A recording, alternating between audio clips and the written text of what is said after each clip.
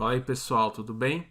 Aqui é o Felipe e na aula de hoje a gente vai falar um pouquinho mais sobre intensidade eletromagnética.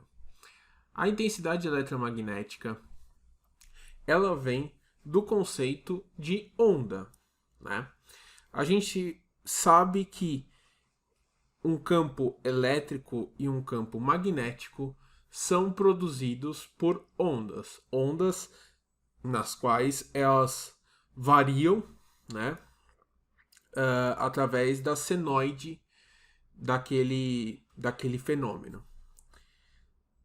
Toda onda eletromagnética ela é necessariamente uma onda plana, na qual a gente pode dizer que o campo elétrico produzido por aquela onda ele pode ser dado por E de Y igual a EM seno de kx mais ou menos ômega t. Da mesma forma que o campo magnético em Z pode ser escrito como Bz de x e de t igual a Bm seno de kx mais ou menos ômega t. A diferença entre esses dois é apenas a fase dela. Então, o que a gente pode fazer com essas informações e como que a gente vai chegar na conclusão da intensidade eletromagnética? Toda onda ela tem uma intensidade, ou seja, ela tem um valor na qual ela emite energia, certo? Toda onda eletromagnética, né? No caso, toda onda plana. Então, a grande característica, por exemplo, da luz é que, apesar dela ser uma onda, ela tem pacotes de energia na qual ela consegue transportar essa energia mesmo sem ter um meio para que isso ocorra. Por isso que a gente consegue receber energia do Sol, por exemplo, né? Porque a luz tem essa característica especial. Quando a gente aplica as leis do eletromagnetismo, a gente consegue achar que a derivada de EY sobre a derivada parcial em x, ela vai ser igual a menos a derivada parcial do campo magnético em relação ao tempo. A solução desse cara aqui faz com que a gente chegue na conclusão que o campo elétrico dividido pelo campo magnético é igual à velocidade da luz, ou 1 sobre raiz de ε0 vezes μ0. Ok? Bom, a partir disso, a gente tem que identificar algumas coisas a mais. Uma delas, a gente já falou anteriormente em outros vídeos, é a densidade de energia U. A densidade de energia desse sistema, de uma onda eletromagnética, ela é dada pela densidade de energia provocada pela parte elétrica, que é 1 meio de ε0 e ao quadrado, sendo que é o campo elétrico, mais a densidade de energia provocada por um campo magnético, que é 1 sobre 2 μ0 b ao quadrado, certo?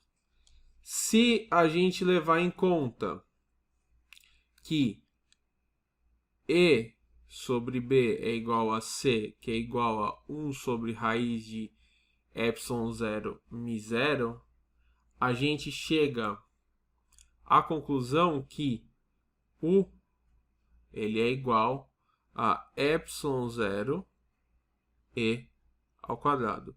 Tudo isso porque a gente substituiu o B ao quadrado por ε0 μ0 e ao quadrado, que é o quadrado, certo? Então, essa densidade de energia aqui, que a gente achou, é a densidade de energia tanto associada ao campo elétrico quanto associada ao campo magnético, certo? Se nós fôssemos calcular o fluxo de energia eletromagnética, eu vou chamar de S, fluxo seria energia dividido pela área vezes o tempo. Ou seja, isso vai ser igual a potência sobre a área, uma vez que energia sobre tempo é potência. Certo? Portanto, a gente tem que U, que é a densidade de energia, vezes ΔV, dividido por A, ΔT. Basicamente, o que a gente tem aqui, a densidade de energia, a gente tem por metro cúbico, alguma coisa por metro cúbico. Então, a gente tem que multiplicar pelo volume disso, dividido pela área, ΔT.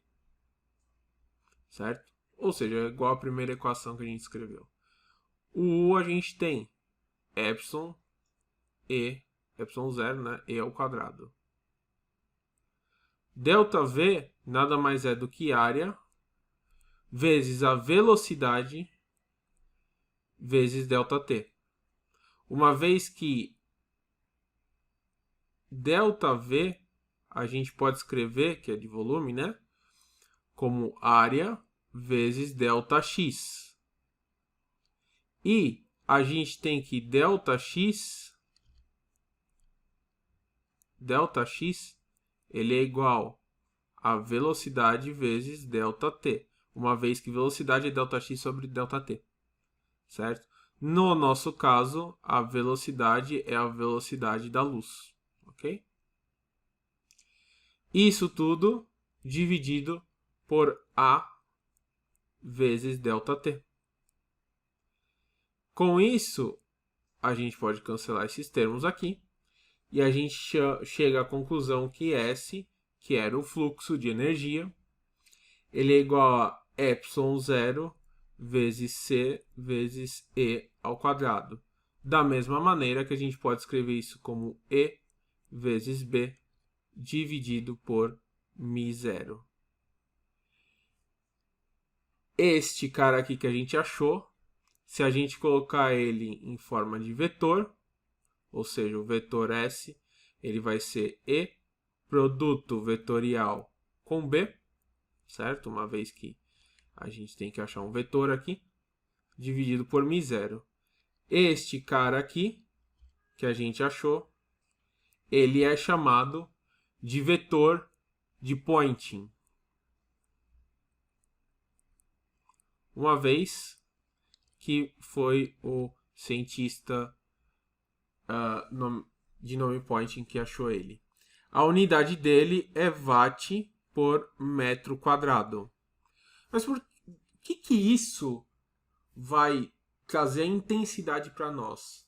O que a gente vai conseguir saber um pouco mais sobre a intensidade se a gente começar a avaliar o que quer dizer a intensidade. Intensidade para nós é alguma coisa escrita como sendo potência sobre área. Isso, se a gente reparar, isso é igual ao vetor de Poynting que a gente achou, a mesma unidade. Então quer dizer que a intensidade nada mais é do que um fluxo que a gente tem, certo? É um fluxo que nós temos, um fluxo de energia. Ou seja, a intensidade ela vai ser igual à média do vetor de Poynting. Na verdade, ela vai ser equivalente. Equivalente, não, vai ser igual mesmo. Igual à média do vetor de Poynting. E quanto que é a média do vetor de Poynting? Tem maneiras de demonstrar isso daqui, tá? É um pouquinho chato de demonstrar a demonstração dessa média, mas nada mais é do que metade do valor do vetor de Poynting, ou seja, E produto vetorial com B dividido por 2 μ0. Em outras palavras, nós temos que a intensidade, então, de uma onda eletromagnética é E vezes B dividido por 2 μ0. Ou, se nós quisermos também escrever de outra maneira, pode ser ε0 vezes C dividido por 2 vezes E ao quadrado. Ou ainda, se a gente quiser escrever de uma terceira maneira, a gente pode escrever como 1 sobre 2 μ0 vezes C, pode ser um pouquinho menor, C, velocidade da luz, vezes E ao quadrado. Tanto faz, esses dois termos aqui, ε0 C sobre 2 ou 1 meio, 1 sobre 2 μ0 C, significam exatamente a mesma coisa, tá? Então, com isso, a gente consegue achar a intensidade de uma onda eletromagnética. E isso leva a gente para o exercício para a gente treinar um pouquinho, beleza? Então, vamos ver o exercício aqui. Eu vou deixar esse cara aqui em cima para a gente conseguir utilizar ele depois, certo? Qualquer uma dessas equações. Então, vamos para o exercício. O exercício ele diz o seguinte: admita que a incidência de radiação solar que atinge a superfície terrestre seja de... Então, vamos escrever aqui, intensidade, 1,2 watt por metro quadrado. Essa energia é aproveitável para a utilização de painéis de aquecimento solar. Considerando as informações, responda. Então, no item A, ele pergunta quanto tempo demora para que a placa de painel de área igual a 1/4 de metro quadrado possa absorver 1 joule de energia. Esse primeiro aqui é mais simples a gente fazer, só uma análise dimensional, na qual a gente pode fazer que I vezes A é igual a energia. Energia eu vou colocar como EN, tá? Sobre tempo.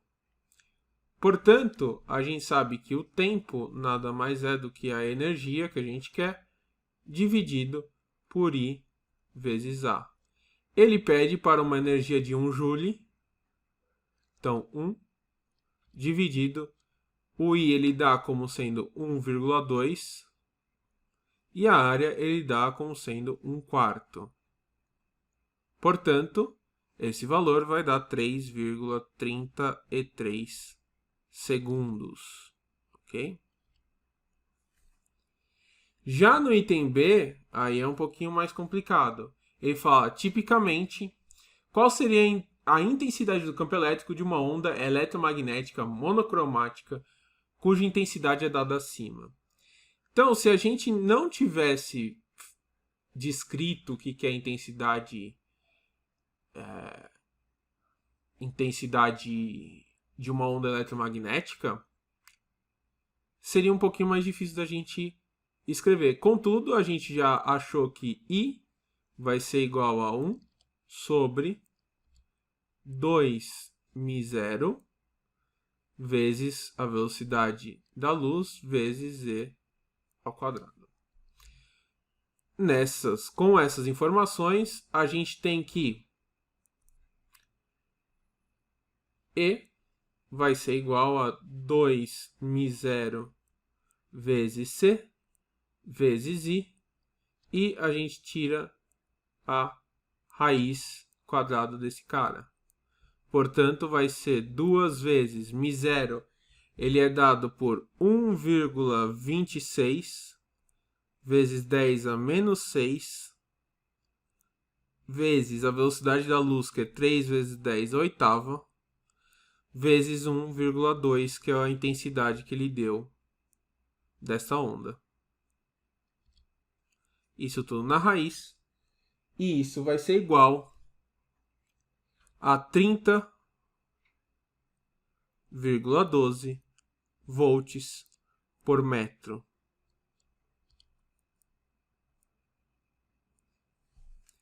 Se a gente pegar o item C, ele diz qual que é o valor do campo magnético para a mesma onda.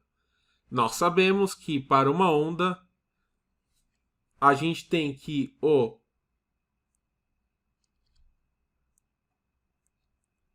campo elétrico sobre o campo magnético é igual a C, ou seja, igual à velocidade da luz.